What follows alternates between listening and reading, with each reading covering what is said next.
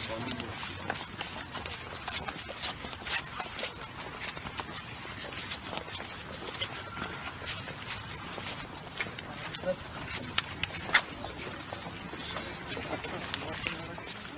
նախագահ, Անդրանիկ Մարգարյանի երազած նրա պայքարի երազանք Հայաստանը երբ կունենանք։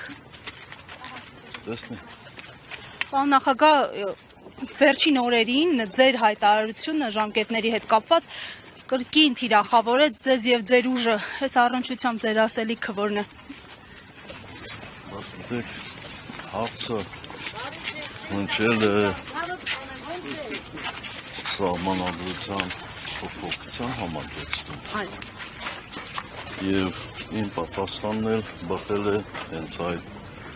տրամաբանությունից։ Եվ մարդիկ, ովքեր մանիպուլացնում են իմ խոսքը, կամ չեն ըմբռնել կոնտեքստը, կամ ապուշ են, որովհետև միայն ապուշը կարող է մտածել, թե ես կարող եմ արդարացնել մեկին, ով գիտակցված կապիտուլյացիա է տարել Հայաստանի Հանրապետությունը, ով հանձնել է իմ հայրենիքը, ով հարձակվել է իմ եկեղեցու վրա եւ ով իմ երկրի տարածքները թողել է թշնամու կապիտուլյացիայի տակ։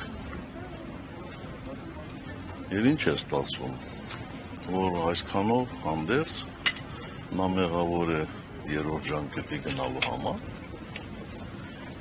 Ձեր ասած այդ բանը անկյանն է վերաբերում։ Ակնհայտ է, որ նրանց մոտ իհարկե չի ստացվել ու ձախողվելու են։ Իմ ասածը շատ պարզ է,